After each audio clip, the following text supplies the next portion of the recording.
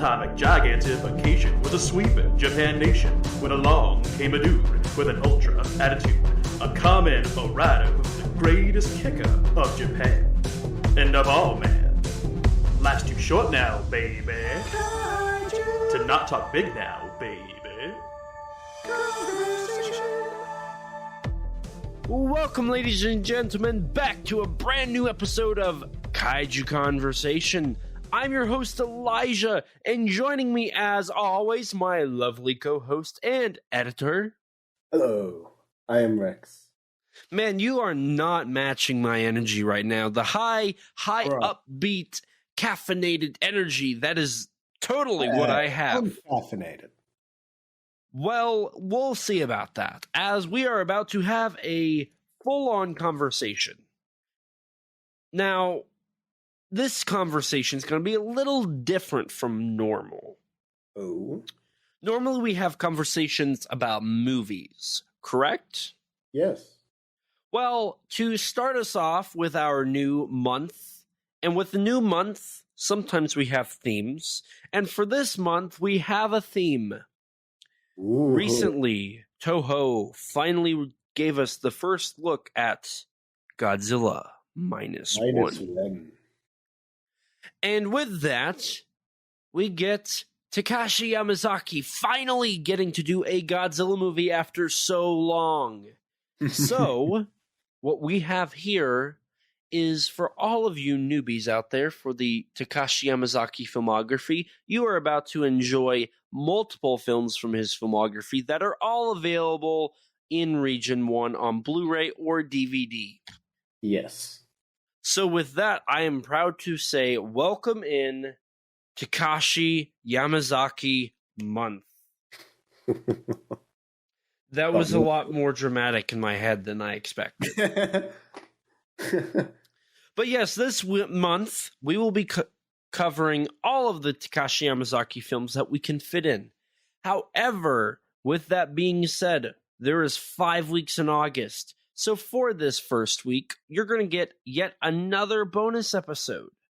But don't fret, it will still be under the theme of Takashi Yamazaki, as after we covered Godzilla Minus One's trailer and its posters and all the details, at the Yamazaki exhibit, we got a full Godzilla maquette body reveal.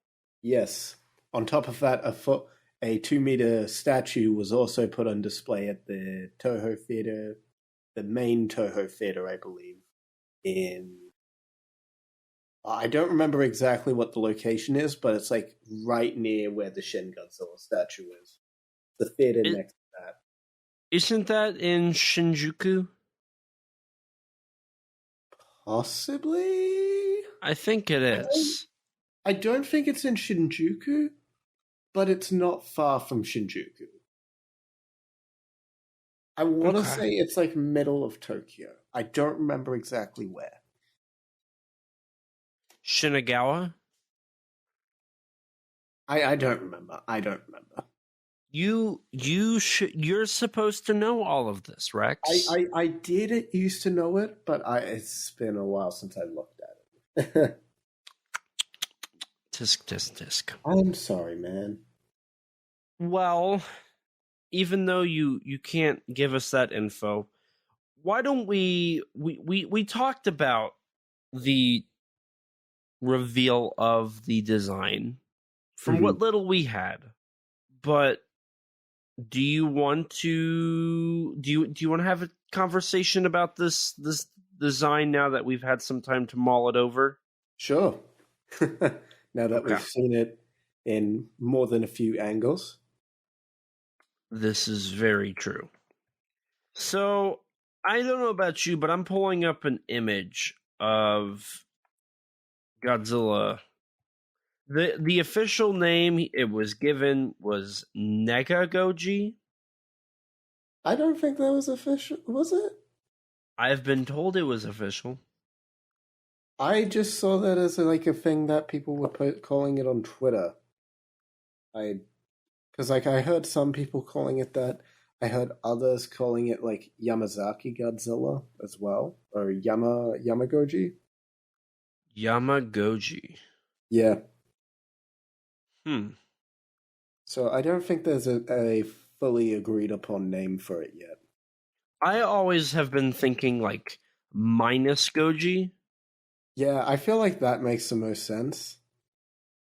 but you know, Mega Goji just does not sound right for many reasons. Yeah. So, okay. Rex, where do you want to start with this design? Phew. Well, let's start with this. How do you think it compares to Yamazaki's previous Godzilla design? Okay. So, see, that's a good question. I honestly and genuinely believe this is like the culmination of all of his thoughts into probably what is probably his best Godzilla. I think out of the three he's done officially, this is his best. I don't know if you agree with me there, but I'm gonna say it has some of the best aspects, but also there's a couple small things there's some things that I do slightly prefer on the ride design. Mainly the feet. Yeah, okay, so let's talk about the feet, because honestly the feet stick out on this design. Yes, because so I feel like the ride design, as much as I criticized it for its proportions, I feel overall like the whole aesthetic of that design is pretty like consistent throughout. It's got that sort of Heisei look to it throughout, but in a more, I guess, with more exaggerated proportions, you know.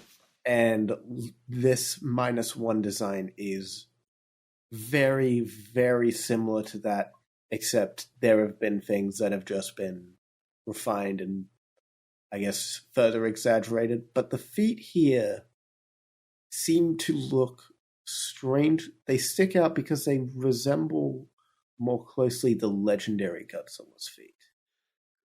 See, it's funny you say that because, like, I'm staring at Godzilla's feet, and to me, like, looking at it, the texture is different. Like, it looks like there's a very sharp change of texture in how the basically from like the toes, the texture just changes essentially. Like right at the ankle. At the ankle is where it does its dramatic change. And like looking at how this maquette, this statue is set up, his toes being really far out look really weird. Yeah, the way the toes splay looks odd. It's very middle toe being strained, or I'm gonna call it the middle. Yeah, it's basically the middle. He has one big toe and 3 small toes. Yeah. Godzilla's feet are very weird. But I to me it looks very dinosaurian. Yeah. It's got that dinosaurian look, but it's also bizarre. I mean, the way his like legs are shaped are very dinosaurian. With like, I forgot there's a way to describe like the way the bones are shaped, but I cannot think of it. His ankle is like up, like he's walking on his actual he's walking toes. on his heels. He's not walking on his heels.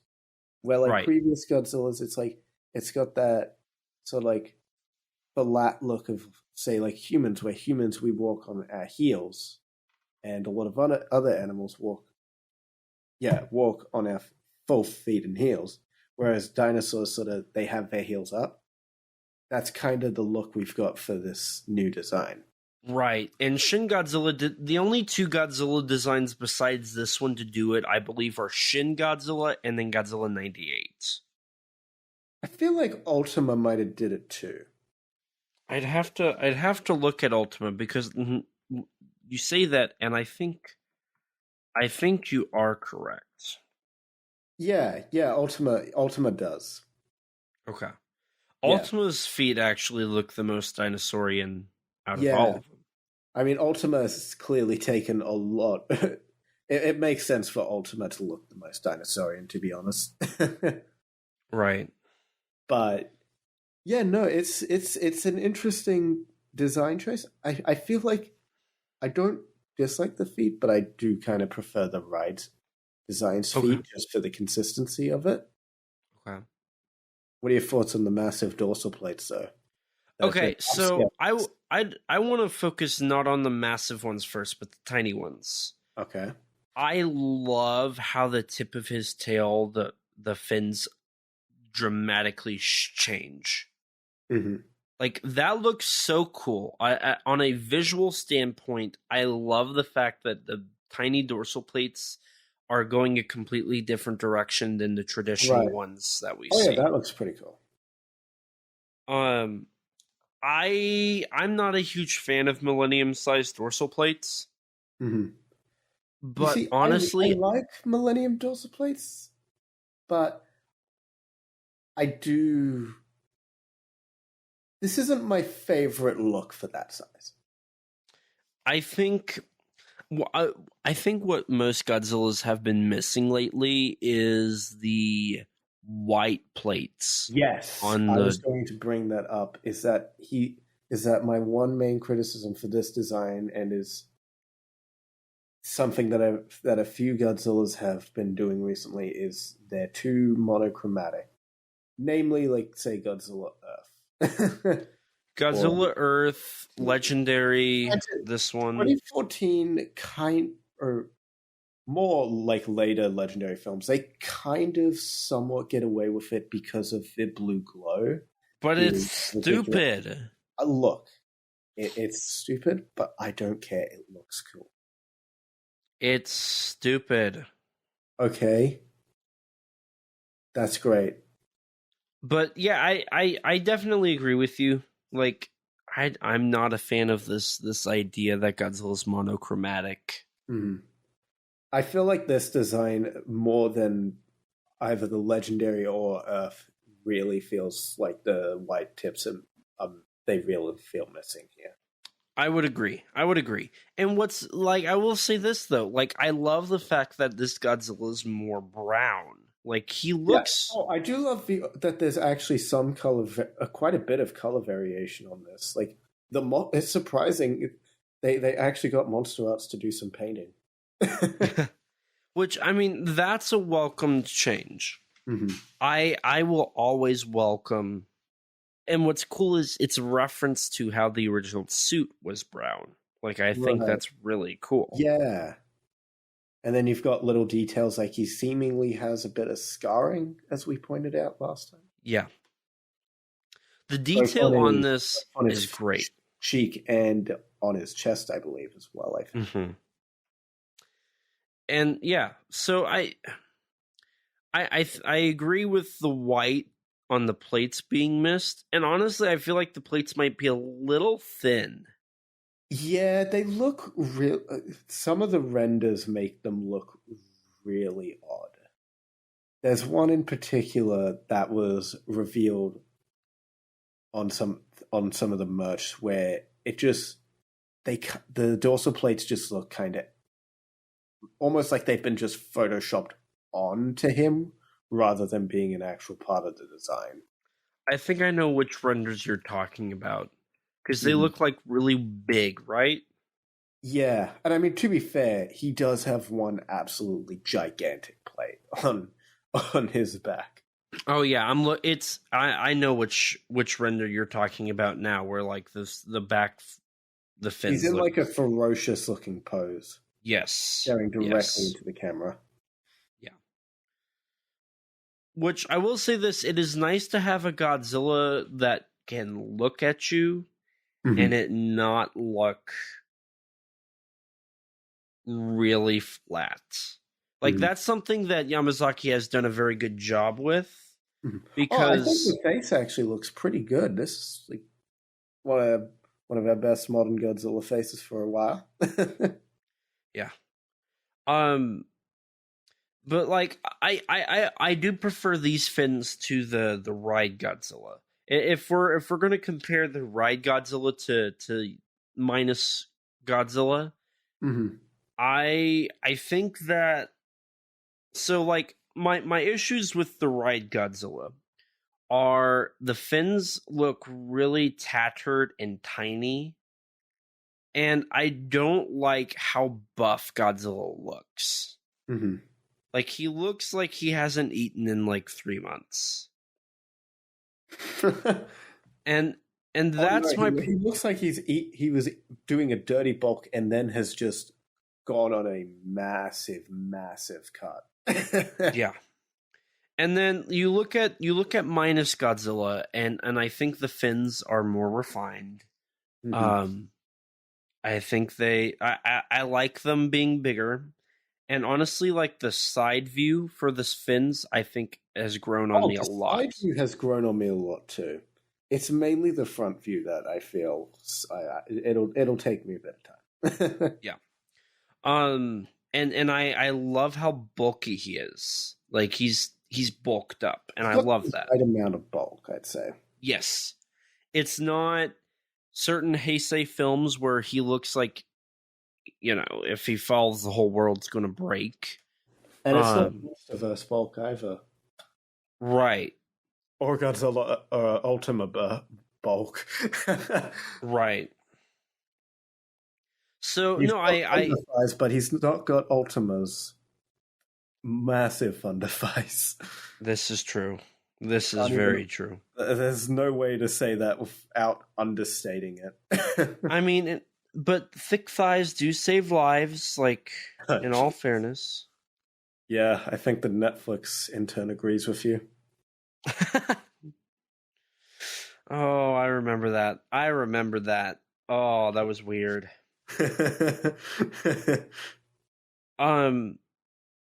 But no, I like, honestly, everything else about this design I like, besides I brought up with you in private. I don't like the shoulder blades, the elbow fins. Right. And I'm not a big fan of those either. Let Gamera keep those. Yes.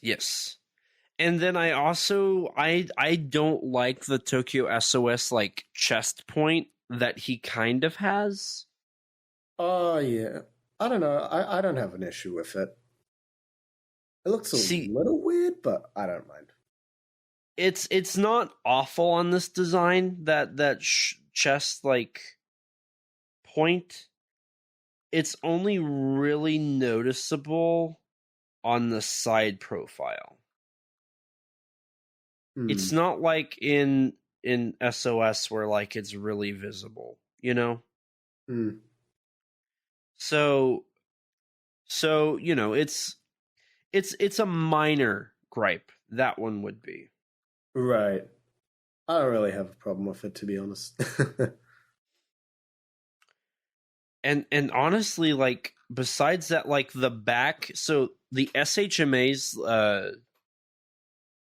promotional images, like there's one shot where it's the 3/4 to the back. Right. And like this Godzilla looks really good. It's the same angle that's in the poster. On the poster? Yeah. That is a great angle. That looks awesome. Mm-hmm. The side view looks great. Wars poster, actually. That image. A little bit. A little bit, yeah.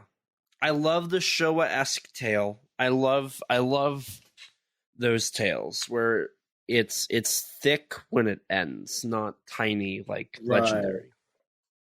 Well, 2014 Legendary. Yeah. I think I like how his hands are skinny, but also it's not like Shin Godzilla weird skinny. Oh yeah, the arms are a good size. So no, overall, I really am happy with this full body review. Yeah, it's pretty good. I know I kind of talked a lot there. Was there anything you wanted to bring up? Not really. It took me a little bit of time to grow on it. I honestly don't think there's ever going to be a time where like a new main Godzilla design is revealed and I'm just going to be absolutely wowed by it immediately, unless it's just like the design I'm familiar with.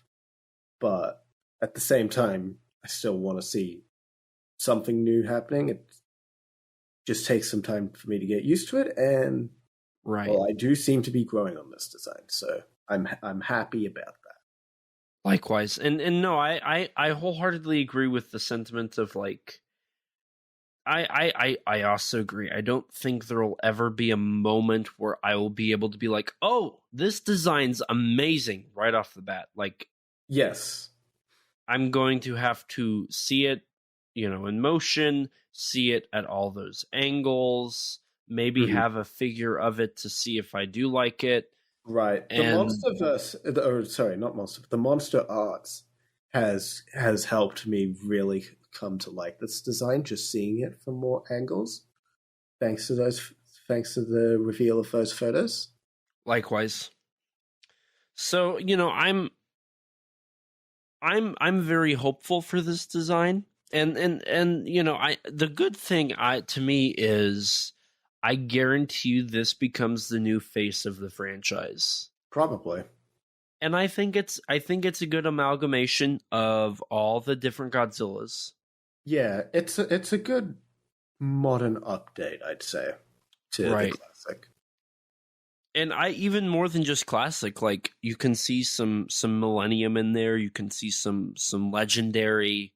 Oh yeah. It's a nice compilation of all the eras. It would have been perfect if he had the ears though. I agree. That's something I've heard a lot of people say is he's missing ears. Mm-hmm. And I agree, but I'm also curious if it would look worse with ears. You know what I mean? Mm-hmm. I'm just a big supporter of bringing back the ears. I mean, which is fair. The ears make a lot. So I agree. Mm. And so, unfortunately, the Yamazaki exhibit didn't really provide much more than our first like full reveal. We did see some concept art though, and a couple storyboards. We did, yeah. So looking at the concept art, so one of them's a back shot of just Godzilla. There's no tail, which is pretty close to what we get in the final version. It does look like Yamazaki had some more exaggerated like spines and whatnot at one point, and a much more, I guess, exaggerated look for the mouth and lips. Really, especially when you look at that's the CG render as well. There's a CG render of the head, and it looks really weird. Yeah, kind of gnarly. Specifically, how the lip is like flared. Yeah, it's got that little. Is it even there? It looks like it's almost like ripped apart. I feel like it's there. I feel like it was one of those things that like it just kind of goes up. Maybe. I mean, it looks like on the monster arts. It looks like he. Oh no, that's just paint. Never mind. And then we also have a side shot of his face in concept art, which is very iguana-esque. It's got the iguana like neck beard, smaller fins. Right.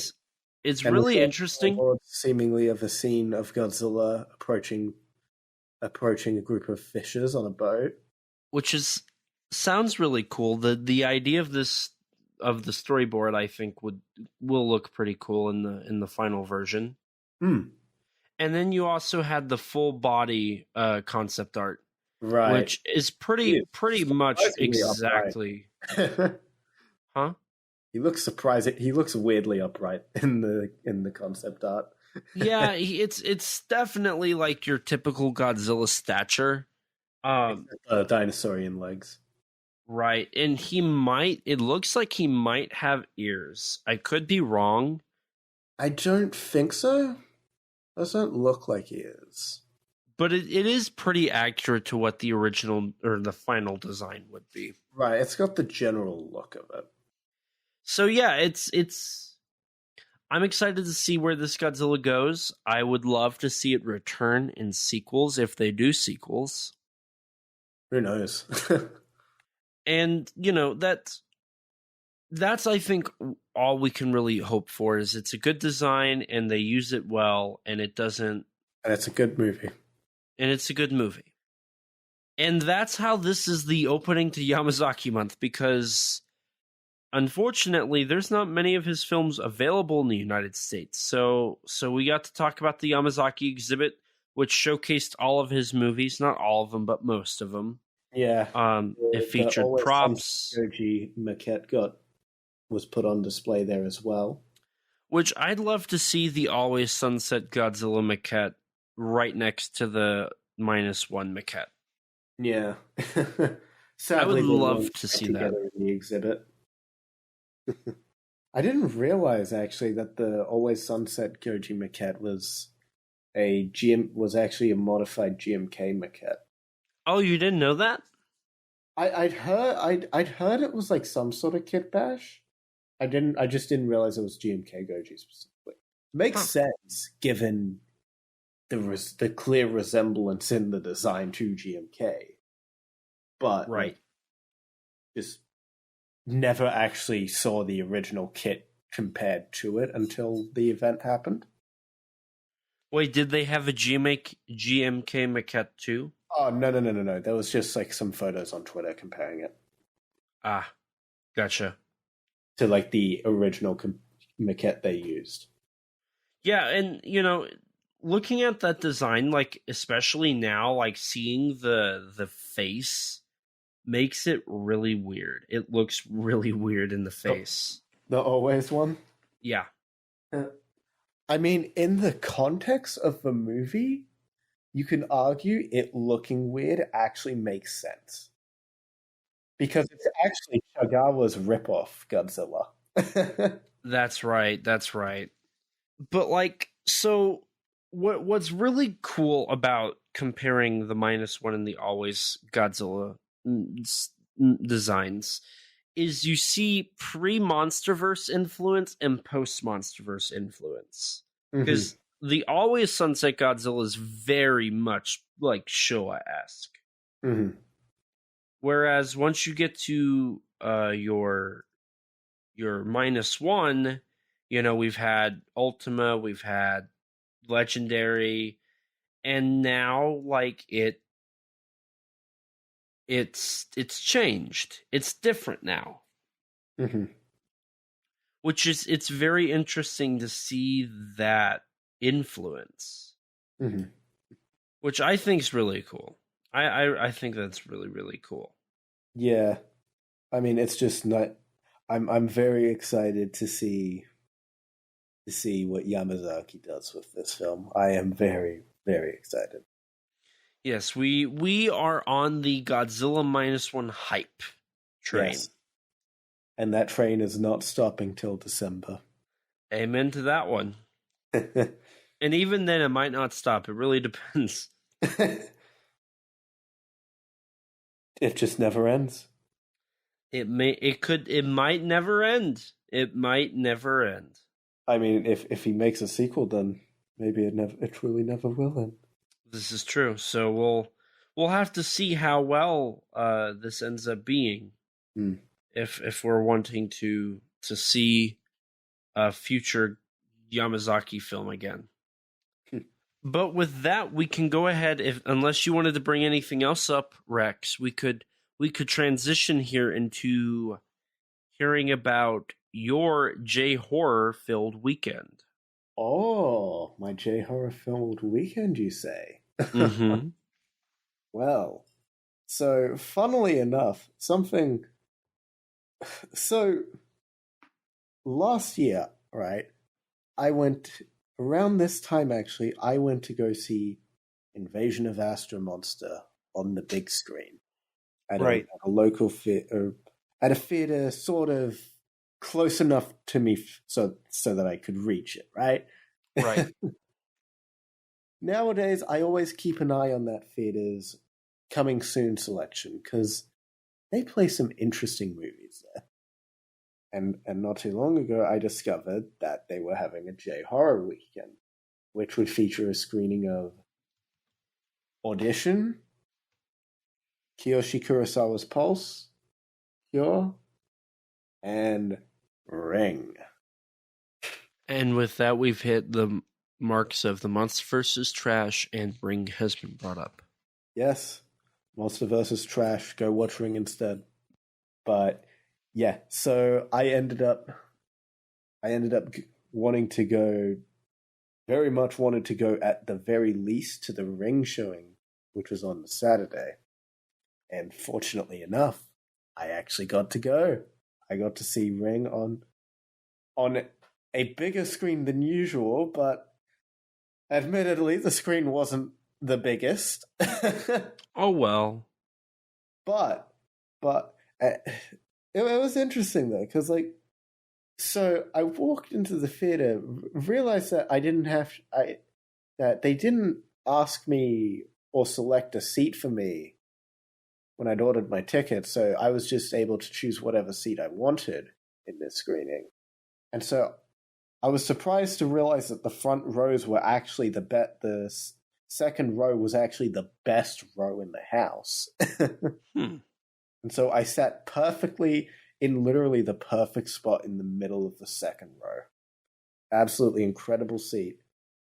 And then I realized there were pillows on each of the seats and beanbags in front of the front row. That's weird. And I was like, God damn, I've never seen beanbags in a theater before. I don't think I have. I've seen couches, but I haven't seen beanbags. Right, yeah. It was bizarre. But hey, amen to them for that. And yeah, so from there, I sat in my seat and the ads played. They showed an ad for a trailer for a 60s seemingly experimental Japanese film called Funeral Parade of Roses that looks amazing. Oh, we've talked about that movie before. Have we?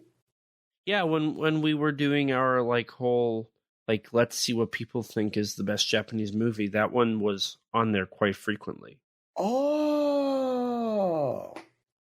I do not remember if it actually was or not, but yeah, it looks amazing. Like the trailer I saw looked, it looked really good, and apparently Yoshio Tsuchi is in it. I think. Oh, that got your attention. It did. but yeah, so I watched Ring. It was absolutely glorious. Did you notice anything new? Yeah, actually, I did notice some things that are from the novel that I just hadn't previously picked up on. Like, I mean, it's a couple things that should have been obvious to me. Like, one that in particular that I remember is like, so in the novel, when Asakawa is first going to the cabin, and even in later scenes it's described, they sort of, not only do you see the cabin, but you also see like the area around it, like a whole, like, I don't know, I don't remember exactly how to describe it. There's like a sporting field and like a whole lobby area and all that sort of stuff before Asakawa reaches the cabin. That's described in the novel. And somehow and there's actually like establishing shots for all of that in this film that I completely just somehow in the now four times I've seen this film, I just never noticed. There was something else from the novel I picked up on in this watch that was adapted that I thought was really cool to see, but I don't quite remember what it was, unfortunately. But yeah, it was It was pretty awesome seeing it on the big screen. But I will say this, the presentation wasn't the greatest. Really? Yeah. So I kind of I have a I had a sneaking suspicion based on the previous Astro Monster showing that, which by the way happened almost exactly on the same day 1 year apart, I should mention. Oh. Almost exactly. It might have actually been exactly. I don't remember. But yeah, so I noticed with Astro Monster that it was using the Criterion transfer, but it kind of looked a little lower res than or not lower res, but like a bit more a bit slightly compressed. And with Ring, yeah, it was very clearly the arrow transfer, but very compressed. I wonder why. Like that's weird that it would be. To me, it looks like it was a torrented copy of the film. I was wondering that because Ring, Audition, and Pulse are all Arrow titles, and then Cure is Criterion, but I don't think they have the rights to those in Australia. In Australia, the rights to Ring currently belong to Madman. So, and that's in print.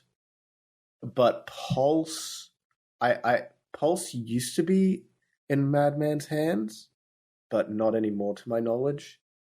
And like Astro Monster is in no Australian distributor's hands officially. Cure is, to my knowledge, not in any hands, and Audition has some like rental.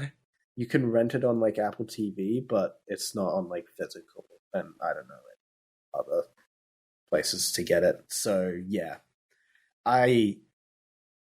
it's almost definitely a torrented copy. Also, the subtitles were a bit shoddy. Like, so first off, there was like a line or two that just went off the screen. Like, you could not read the whole line because it just cut off. It was too long. Because the font was too big, I guess. But then also there's just some like weird. There's a couple minor mistranslations and typos that are kind of really funny. I wrote one down specifically that was there's a lot. So when Ryuji like grabs hold of Sadako's uncle and realizes that Sadako had the ability to will someone to death because of her psychic powers. Mm-hmm. In this screening, the subtitle said, I quote, "She could simply kill someone dead." She could simply kill someone dead. Yes. That is exactly word for word what was said.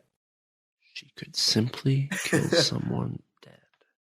I made sure to remember that so I could write it down later. That's going to go on my gravestone. She could simply kill someone dead. But yeah. I mean, look, aside from those issues, Ring is still a brilliant film, man. And seeing it on the big screen, no matter what, seeing that scene on the big screen is a treat. And also hearing the music on the big screen is a treat. I love the Ring soundtrack. Kenji Kawai's music is amazing for that movie. I feel like I only remember the sound design for the footage, the video. No, the whole soundtrack is banging. Which is funny because it's not used very much in the film. Right, it's a pretty quiet film if I remember correctly. Oh yeah, the soundtrack is used very sparingly. Only in some of the key sequences, like when they're in the well trying to dig all the water out, or in the ending when Ryuji gets killed and all that. Rest in peace. Yeah. Don't worry, he ascends. He's basically God. He basically is God. He's special. So He really is. God, that's so weird that the subtitles would be weird. Like, I want to know what subtitling they used. I don't know. It felt to me the subtitles seem derivative of the Arrow ones, but they aren't the exact same. Yeah, I don't know. That's weird. That's really weird. Mm-hmm. But again, I enjoyed it overall. I had a good time. Good. But so story I had a little story. So after I left the theater, I was like, man, I kind of want to go back tomorrow night for the screening of Pulse. Oh God. Because I tried watching Pulse once. I kind of was too tired and was kind of bored, so I ended up just stopping halfway through. But I feel I want to give it another chance. So I walk out of the theater about to go home. The entire theater is packed with people dressed in all pink for a certain movie called Barbie. Like, this is a small theater, and there's like probably like almost 100 people in here. It's you can barely move. Just to get out, I ended up having to take the staff exit. Oh. But see, I kind of had that when I went to see Oppenheimer. all right. There was a ton of people wearing pink. Yeah.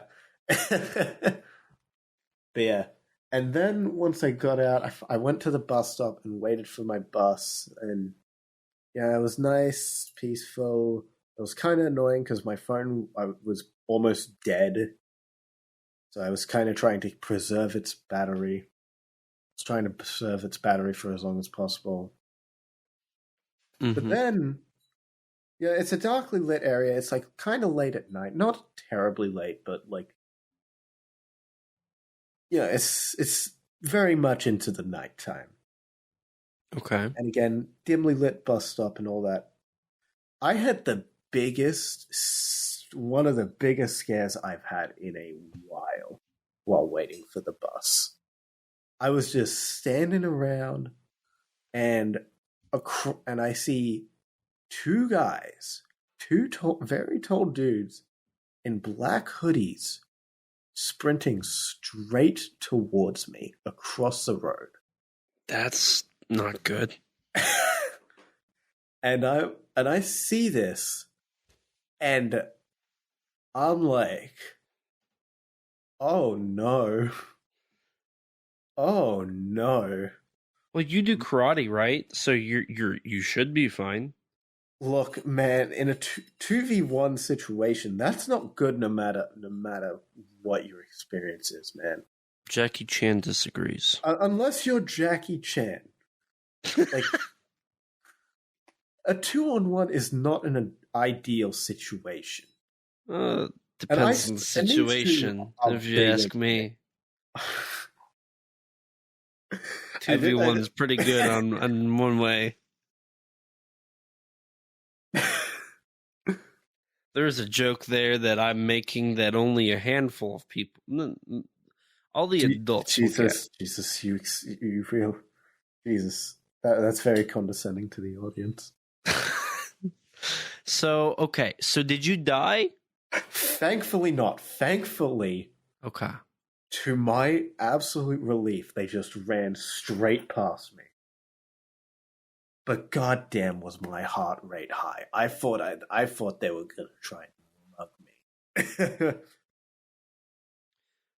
So after that little shake-up, I thankfully got on the bus safe and sound and got home. Nobody mugged you on the bus? Thankfully not. Thankfully it was nice and peaceful. Was it peaceful when you got home? Yes. Nobody annoyed you with a phone call? Not that I can recall. Oh, that's good. I might be insane.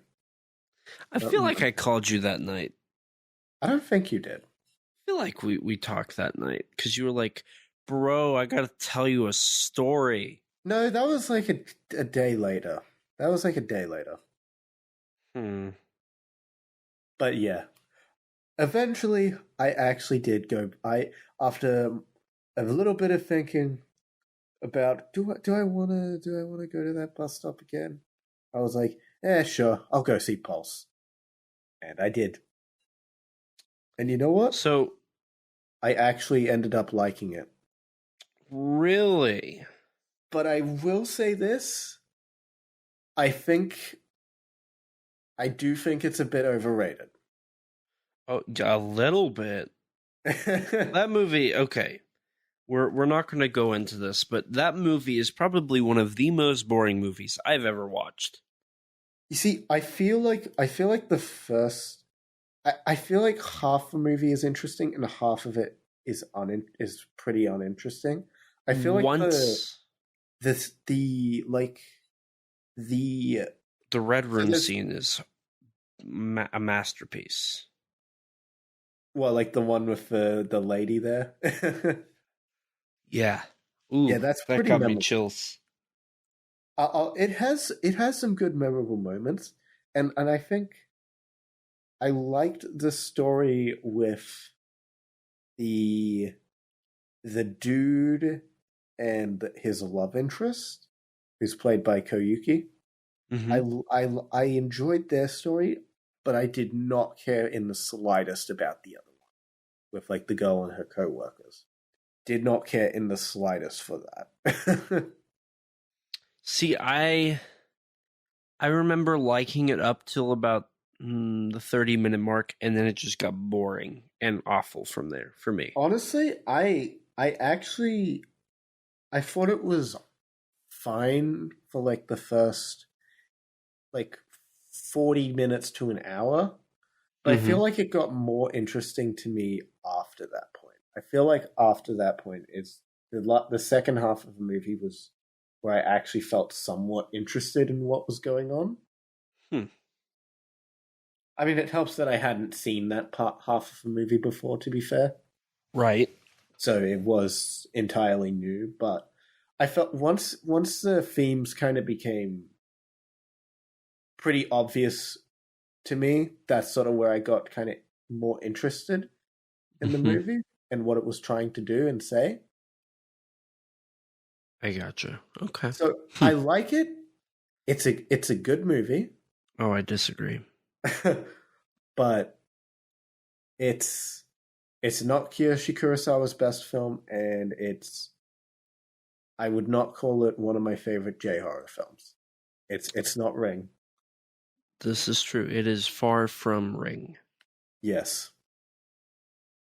Which is very sad.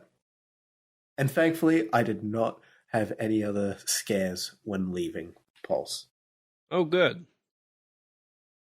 I was kind of slightly tempted to stay back for the Cure screening, but I'm like, another day I'll stay back for Cure. Maybe a theater with a better presentation for Cure. I mean, fair enough. That film's beautiful. I actually just bought Cure, so I'll have to. It looks gorgeous. I've heard nothing but good stuff about it, so I want to rewatch it because I feel like I'd get more out of it on rewatch than I did the first time. Just because you know more about J-horror, or I feel like it's a film that lends itself to being rewatched. Where I feel like especially if you go into it with the wrong expectations, right, on your first watch, I feel like that can impact your experience. Okay. Because it's not like a J horror in like the same way movies like Ju-on are very distinctly J horror, you know. Right. It's much more of a drama, much more of a psychological thriller type deal. Really? Yes. And I feel like knowing the story beforehand for me, having seen it once before, I feel like a second watch I would enjoy it more. But hey, Yukijiro Hotaru's in it. In Cure? Yeah. Okay, now I really want to watch it. and also, what's her name? Emmy from King Ghidorah. Oh! Yes. I don't remember the actress's name, but I know who you're talking about. Really? Yes. Yeah. Is it a Toho film? I don't think so. I think it's Daiei, I want to say. Katakawa by that point, probably. Yeah. Probably. Because Katakawa was the one that produced a ton of that J-horror stuff in that late 90s. Yeah, but Daiei wasn't owned by Katakawa at that point, I don't think. Okay. Fair enough. Yeah. That was a fun J-horror weekend. I wish a part of me does wish I went for Cure, but another day. You didn't watch Cure or Audition, correct? No. I watched Audition like literally last month for the first time. So if you had to pick between Cure and Audition to see in theaters, which one would you pick? You see, I like Audition more for now, but at the moment I really want to rewatch Cure. Okay. And I feel like Cure is more suited to a big screen than Audition is. Granted, Audition is a nice looking film too. Actually, it is a really. Actually, yeah. Thinking about that more, they both would look good on theater. Well, every movie looks better in a theater. That's true. That's true. I've been watching Beat Takeshi movies recently, and I would kill to see some of them on the big screen. You know, that could potentially be a great segue. Oh. But before we transition, is there any other stories you'd like to tell? Not that I can recall off the top of my head. Okay. You know, speaking of seeing stuff on the big screen. Oh. I got to attend G-Fest again. Oh. And on my first day there, I actually got to see Destroy All Monsters and Godzilla 1998 in theaters. Ooh, how were they? So, Destroy All Monsters, we were a little late to. We were about halfway through the film when we finally found a parking spot to get in. Oh, well, let's Destroy All Monsters.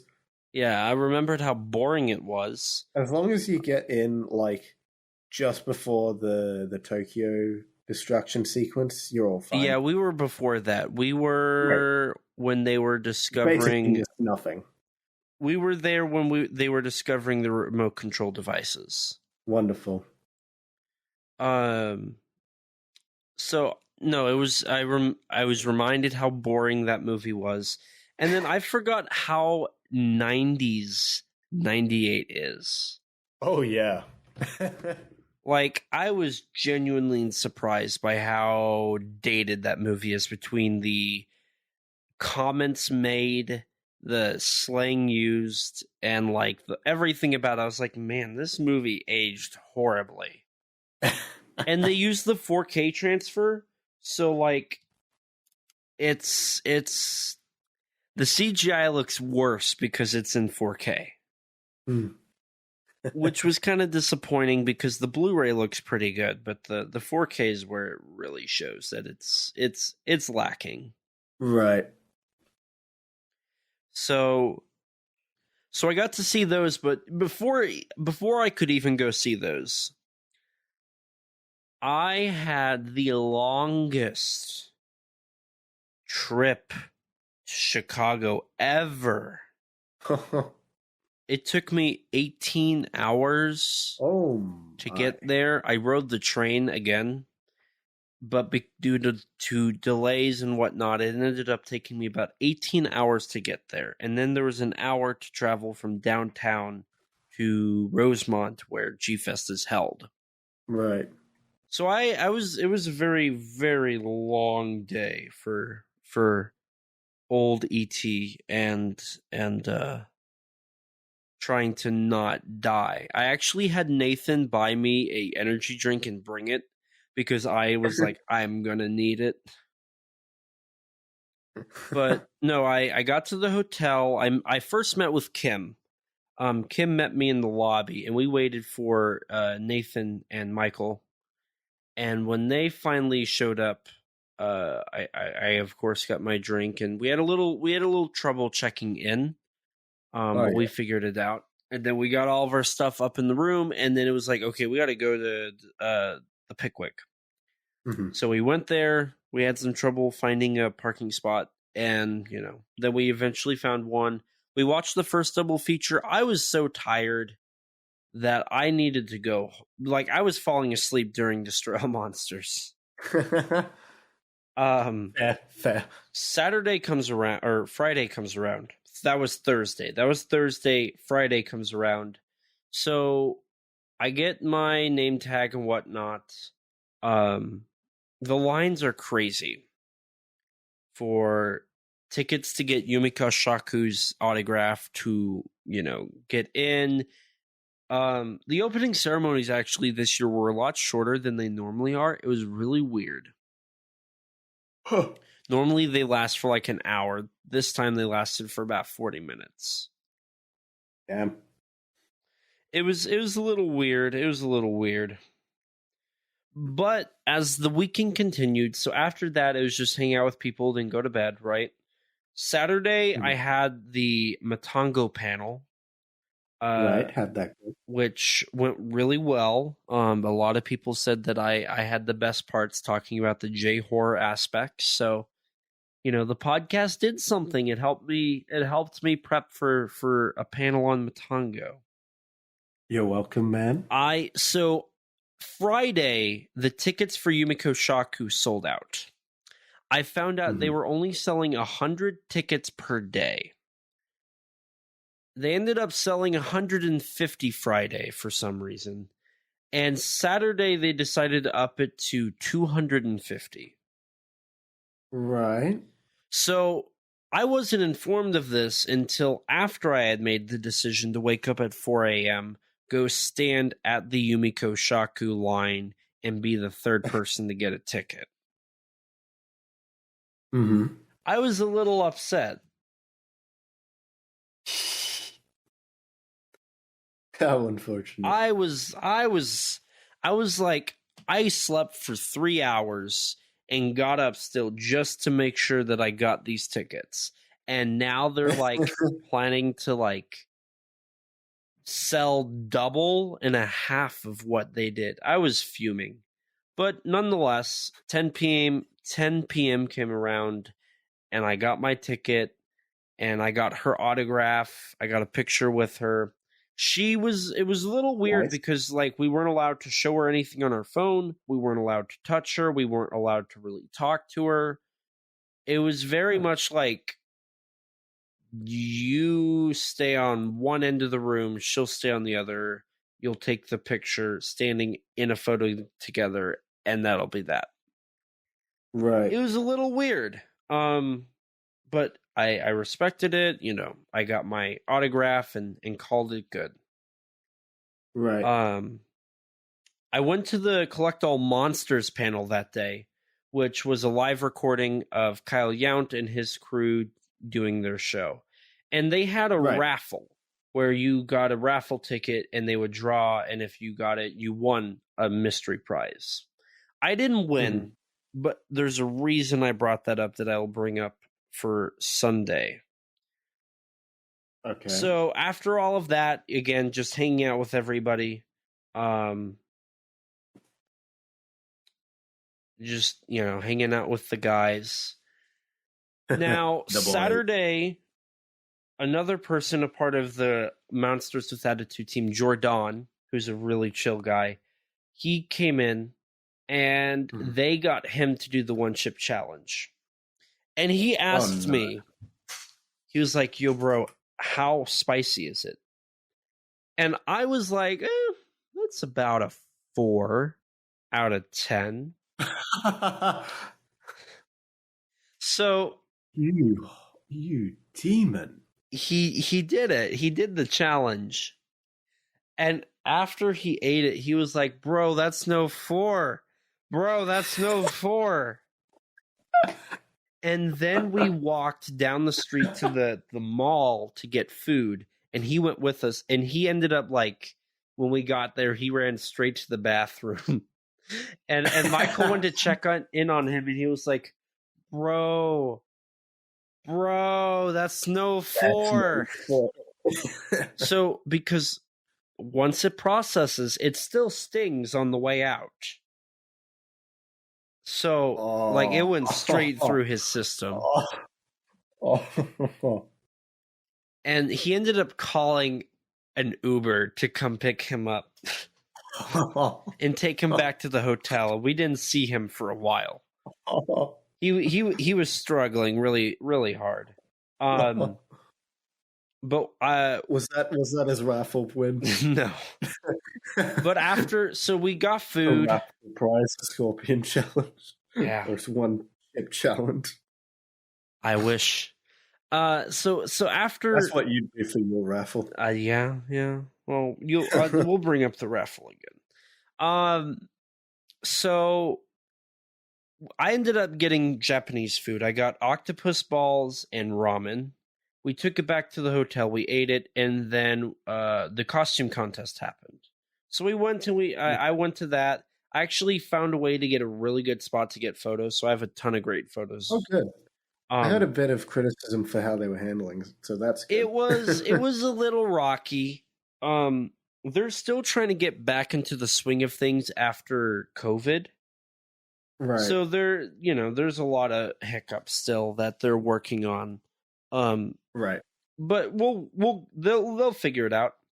Saturday I also went down to the modeling area in the art room, took photos of the art, looked at all the models. Oh yeah. I met Marcellus, who's this amazing like designer for these like whole scenes. He gets like these kits and like makes them. Right. And sometimes alters them. And then he does like these whole like cities and like lights and everything. Like dioramas, yeah. It is amazing. I'm actually planning on seeing if I can commission him to do one.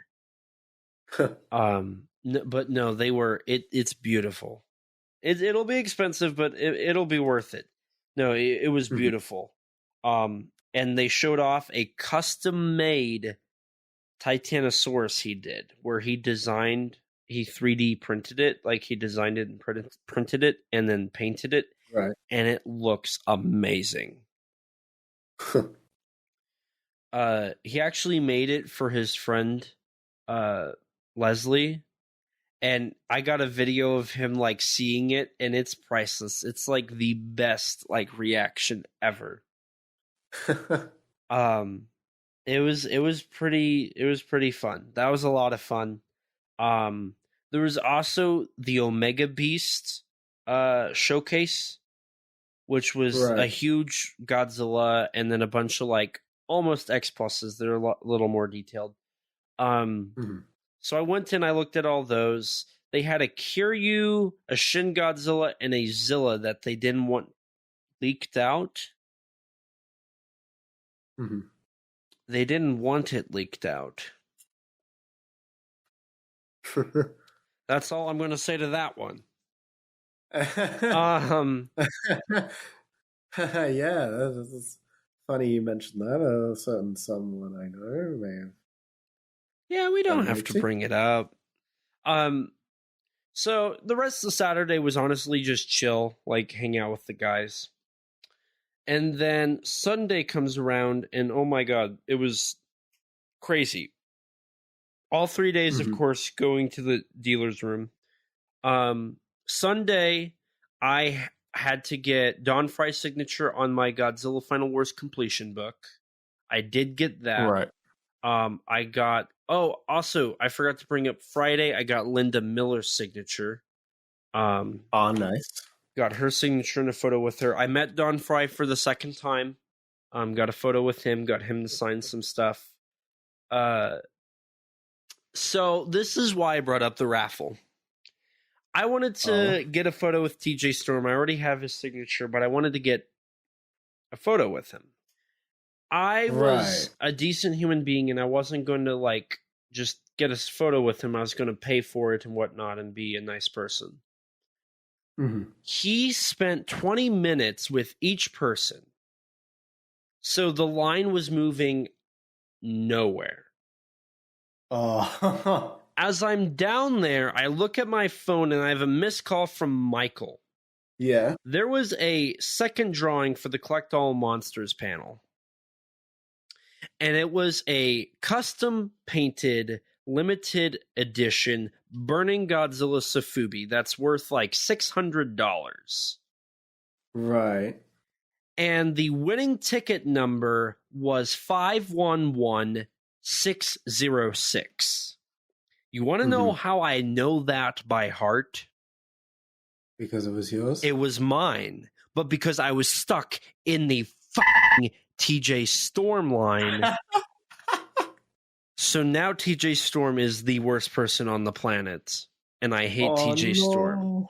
And TJ Storm has officially ruined everything. From now on, everything wrong in my life is TJ Storm.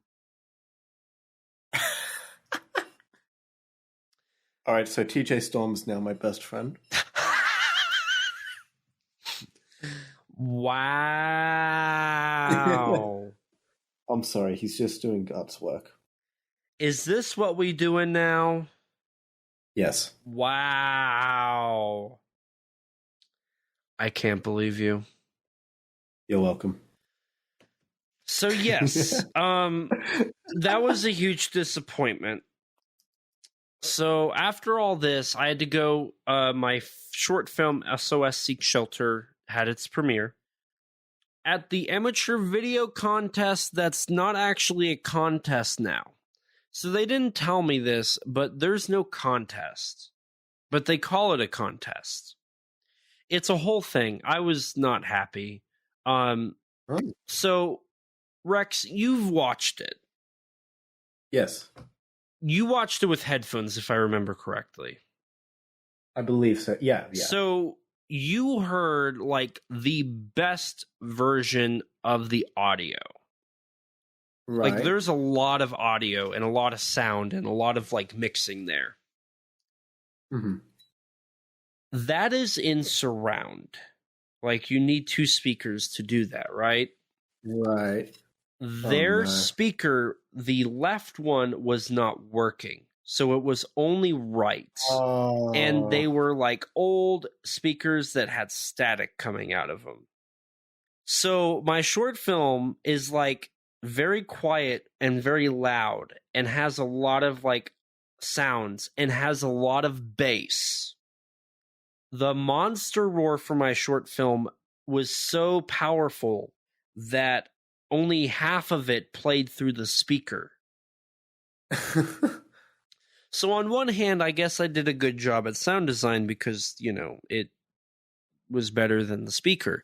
But on the other hand, it was like, man, this is like the worst example of showing my short film. And so at this point, Kaiju, okay, I had a panel at 4 p.m. The short films were it was at 3 p.m. The short film, or the panel was at 3 p.m. The short film ran from 1:50 to 2:30, and it ended up going over by 20 minutes. So it was 2:50, and I had 10 minutes to get to my panel. Ultraman Decker director Taguchi. Yes. He made a surprise guest appearance at G-Fest. He only had 5 hours of signing. Saturday, I didn't make it to him, so I had to go Sunday, and he was only available from 2 to 3 p.m. on Sunday. Mhm. So I have 10 minutes to get to this panel, and I changed clothes. I had my outfit for the panel on, and then I changed clothes for the film festival, and then I had to go change clothes again and get back to the panel. I had 10 minutes to do that, but I had to get Taguchi's signature. Now, Danny, who also wanted to get Taguchi's signature, left before we found out that there was no contest. I told him to leave, like I wanted him to get a signature, and I quite literally pulled my wallet out of my pocket and handed him my wallet and just said, "Get me a signature." So Danny took my wallet, got me his Blu-ray. He brought the short film that he did for Tetsuo. Right. He brought that. So Danny got that for me, had him sign it, to Elijah. Now what's funny is as he was signing my copy, so Danny got his copy, and then he got my copy, and then had mine signed. As Taguchi's signing mine, I run in because the contest ended. I get a photo with him, and he then, so it was $85 for the signature and the Blu-ray, right? Yeah. Danny couldn't afford that, so he said that he was just getting the Blu-ray because that's all he could afford. So then Taguchi said, let me see the Blu-ray. And he signed the Blu-ray for him and then got photos. So then Danny went to the panel as I run up and do a quick change in about 35 seconds and get back down to the room and have time to get like 3 cups of water, and then we do our panel, which is the last panel of G-Fest. So it was like a disaster of running around like all over the place. I was at the film festival, to Taguchi, to my room, to change, back down to get water, and then to the panel room. So as we're prepping to go into the room, I find out that my Korean Kaiju panel is in the big ballroom. I've never paneled in the big ballroom. This becomes horrifying. And then I walk in and there's like 100 people. Phew. And then they keep flooding in as it gets to the point and I'm like, oh my God. So Danny did this panel so I would talk about the Korean Kaiju stuff. Not to brag, but I know my fair share.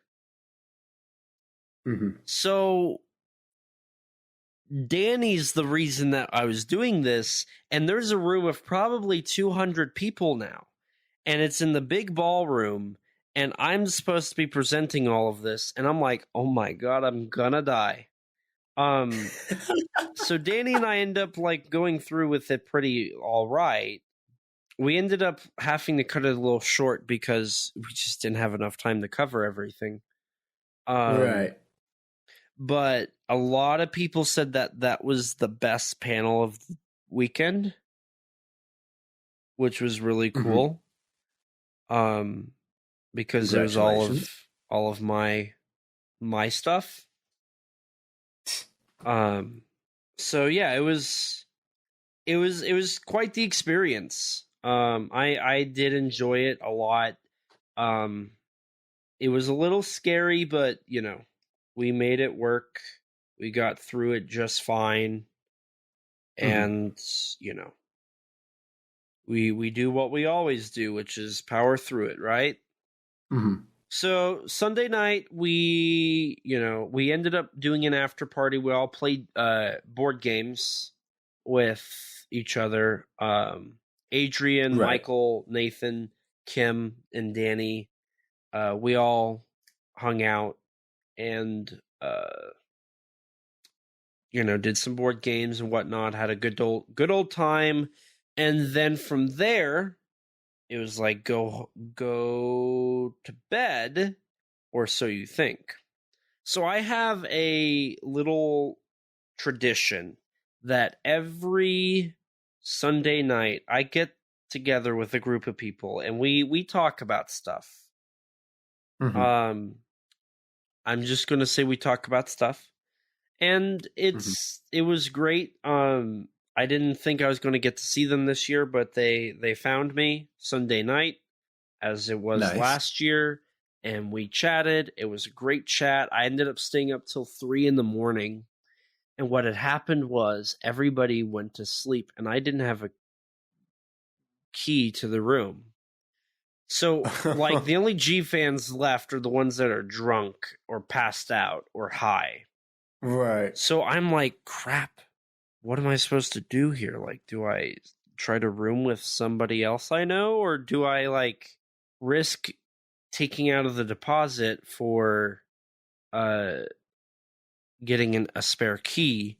And eventually I got a spare key, and I got into the room, I packed my stuff up, and I went to bed. And then the next morning, we all got up, finished our packing, and got out of the hotel. We did have a final meal Saturday night that was very fun. A lot of good memories. Or Sunday night. Sunday night we had that meal. And then Monday it was pack, say our goodbyes. Danny and I were gonna go have lunch together, but Caddyshack was closed, so we didn't actually go eat. Right. But no, we saw Michael and Nathan and Jared off, and then Danny and his friends were going to go down to the Field Museum. But they didn't know how to get there without driving, and Danny's car was loaded with Danny and his brother Aaron's, all of their luggage. And then my stuff was in there because we were going to eat. So they're like, well, we could always call an Uber. And I was like, well, why not just take the public transportation? So they were like, yeah, but that costs money. And I have an account with the Chicago transportation system. So I just used my account and I got them all on the track, and we rode down. Their stop was actually one stop before mine. So I I have all my stuff with me, and they're like prepping to go to the Field Museum, and their stop comes up, and I hadn't said goodbye yet. So I got out of the train, and they're like, aren't you supposed to be the next stop? I said, yeah, but I got to say bye. And so we said our goodbyes at the train station, and they walked away, and I waited for the next train to come by and get on it. And then from there, it was, get on the other train to come home. And I got home later that night, Monday night, passed out. And, I went from there. Now, for my haul, what I got was I ended up getting an original theatrical poster for Ape. Right. I got a German poster for Young Gary, Monster from the Deep.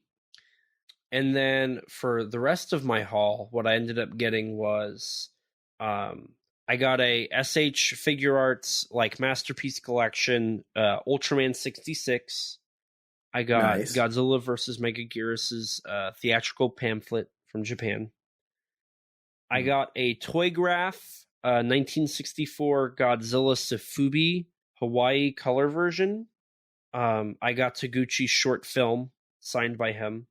I got a DVD called Mystery and Horror Tales Volume 1. It's like an anthology J-horror DVD box set. Oh, good. J-horror. I got the SH... That's the most important thing here. It feels like it. I got the SH Monster Arts Hedorah.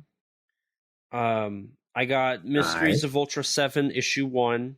The Trials of Ultraman Issue 5. Godzilla King of the Monsters from Marvel. I got 2 comics of that. 2 of the older Ultraman comics, and a Shogun Warriors comic. I got a Bob Eggleton art piece. I had been wanting to do that since 2018, but I had never done it. Finally got it. I got the YMSF Sea Serpent.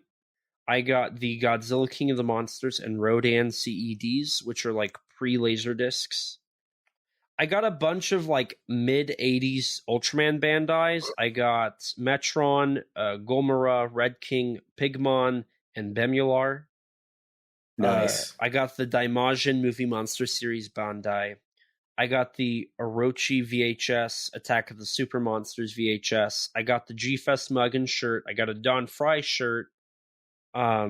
Because of my Korean Kaiju panel, I got gifted the starfish people from Warning from Space. I don't remember the alien species name, but somebody had made pins of them, and I got gifted a little pin, which was so nice. cool. In speaking of gifts, probably the coolest thing I got this weekend was somebody in our server. He's an artist. Cerelius is a really good artist, and I love his work. I love his work, and I think he does a great job.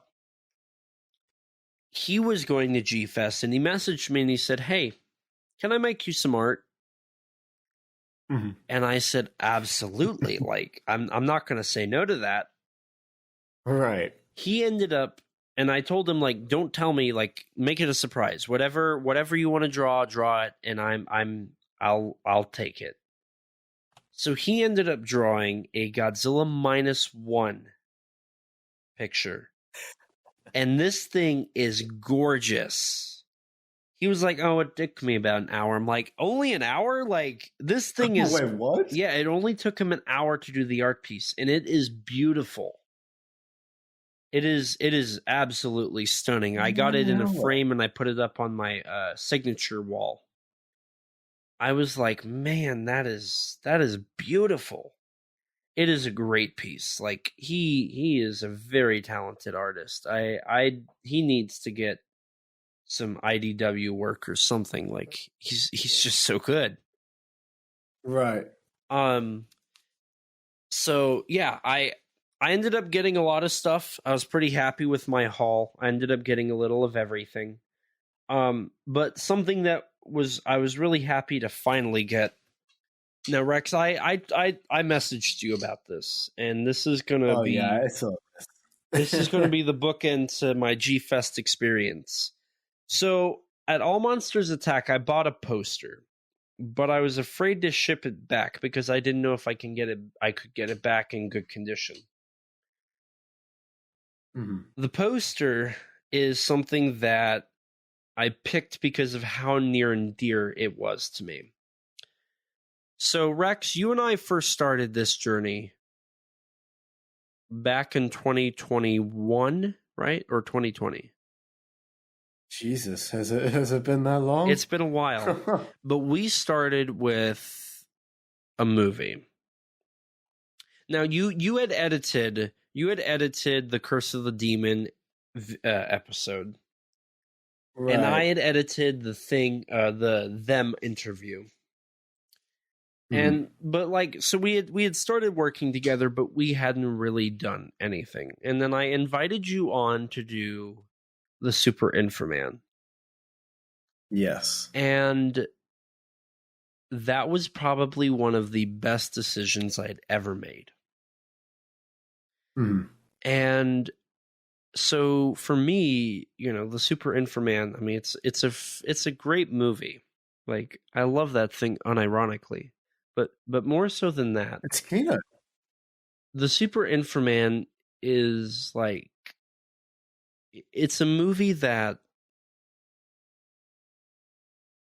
means something to me because that was kind of the entryway into our friendship, into our podcasting career, into this journey that we've been on now for 3 years.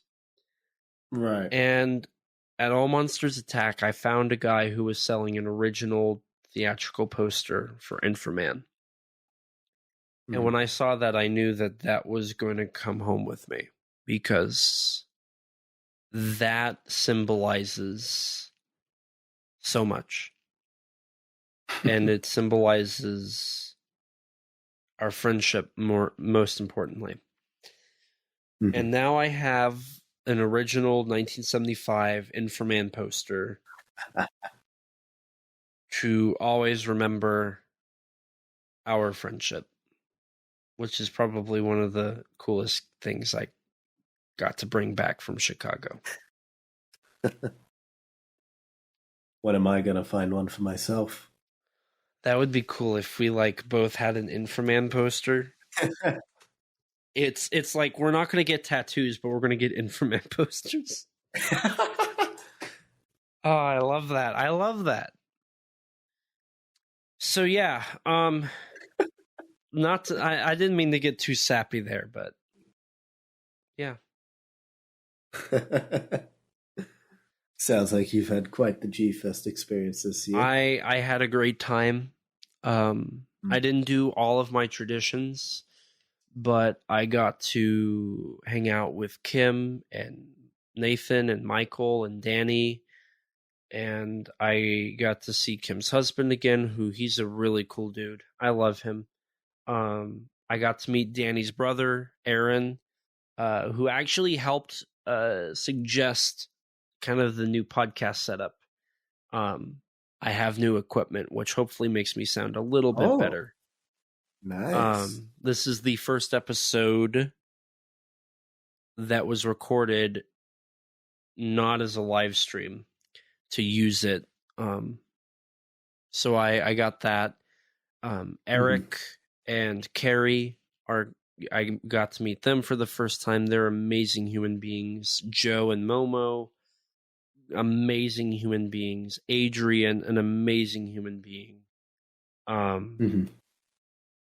I got to meet so many good people. I got to see so many familiar faces. It was a lot of fun. And it just goes to show that G-Fest is not about the dealer's room.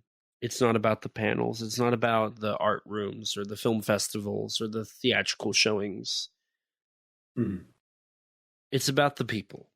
And it's about the family that you get to see. And, we've talked about it, and I can't wait for the inevitable year where we get you at G-Fest. Someday. One day that'll happen. And we're going to panel, and we're going to just have so much fun. And it'll be amazing. It'll be amazing. We'll do a live Kaiju Conversation. Oh, that'll be interesting. Yeah, and then we've got to record an episode as well. I gotta be careful not to swear too much on that one. Oh yeah, yeah. We'll do a live Kaiju Conversation panel, and then we will do a. Oh my god! How am I going to hold in all my Australian words? You'll have to, and then Americans are so soft. If you say so. And then we're going to have to do a recording of an episode, like watch the movie together, take notes, and then that'll be interesting. Record about it. And then we can argue in real life. It's going to be great. So yeah, no, I had a great time. Right. I didn't want it to end. It seemed like it went by way too fast. But things always do, I'm afraid. Screw TJ Storm. But, man, screw him for being a nice person, being one for having fun with the fans. Yeah. Can't believe it. Absolutely unforgivable. Very much so. So that's really all I've got. Right. It's I got back, and now I'm back to collecting and working and trying to do all of that. I see. Yeah. Here we are. And this is about the runtime last year's was, so I feel like this is actually a pretty good wrap up right here. So So yeah, because last year's G-Fest recap was an hour and I believe it was 41 minutes. So after editing, this is probably pretty close to that one. So I don't quite remember how long the last one was. we're getting close. So, Rex, do you have anything else you want to bring up? Not really. Nothing's springing to mind at the moment. Okay. Well, I have at least one thing left we can do, and that's let the lovely people know where they can find us at. Right. Well, dear listeners, you can find me on YouTube at Rexino, on Twitter at Rex_Xenomorph, and on Instagram at Rex_Xeno. If you want to check out some of my writing, go take a look at the Tokusatsu Network. And if you want to follow me, you can follow me on Twitter at ET13Productions, on Instagram at ET13Productions, or on YouTube at ET13Productions. I also am the production manager and head of the video department of Kaiju Ramen Media. So check out Kaiju Ramen Magazine. We have issue 10 going live here pretty soon. And check out the YouTube channel. All those videos I at least have a hand in. I'm also one of the hosts on the Kaiju Weekly News podcast. That is a weekly stream on Sundays that covers all the giant monster news for the week. If you want to see my upcoming short film, SOS Seek Shelter, definitely keep an eye out on my YouTube channel. That's where that's going to be at eventually. But as for the podcast, don't forget to rate us on iTunes. That boosts our ratings and helps us get recommended to more people just like you. If you don't have an Apple device, which I don't blame you, I don't actually. That's very much a lie. I'm literally talking on a MacBook to do this podcast. So, But you can rate us on Spotify. We have 6 reviews. Ultraman would never lie. Don't judge Shut me. up. Don't judge me. I'm judging. But you can rate us on Spotify. We got 6 reviews so far, all 5 stars. It's highly appreciated. Thank you guys so much. If you want to stay up to date with all things Kaiju Conversation related, follow us on Twitter at KAIJU_CONVERS. If you don't have Twitter, you can follow us on Instagram or like us on Facebook. If you're like me before podcasting and you don't have any social media, lucky you, you can email us at kaijuconversation@gmail.com, all lowercase, all one word, you know the drill. And as always, we'll read your reviews on air for everyone to hear. We also have a Teespring store. Eventually, we'll have original artwork on there. But until then, you can sport our awesome logo on a t-shirt or maybe even a coffee mug. If you'd like to chat with us, check out our Discord server full of others that have similar interests to you. It's a great community full of great people. Don't forget to subscribe to our YouTube channel and hit the bell so you can be notified anytime we upload a video. We sometimes post exclusives to the channel like bloopers for episodes or mini-sodes, talking about news or other subjects. We also have an interview with Mechagodzilla designer Jurek Kurchevsky on the channel. I probably butchered his name, so I apologize. And a huge thanks to Rex for editing all of these episodes and all the other content we upload. His links can be found in the description below. Along with Rex, we'd like to give a huge thanks and shout out to Danny DeMano of the Godzilla Novelization Project for his amazing vocals on our theme song. You can support him by following him on Twitter at Danzilla93_GNP or visit his website GodzillaNovelizationProject.com. And a huge thanks to Grattan Conwell from the podcast Giant Monster BS for composing the music for our theme song. You can support him by following the podcast on Twitter at Giant Monster BS or on any podcast platform under the name Giant Monster BS. And with that, we're going to wrap things up here. So thank you guys so much for listening. I just want to remind everybody, as always, please remember, life's too short to not talk big. Bye, guys. Bye. We are set, we are in debt, there's nothing to sweat. Life's too short now, baby. And not too big now, baby. Conversation. His name's Elijah, baby. And also Rex now, baby. We love those kaiju, baby. And you will too now.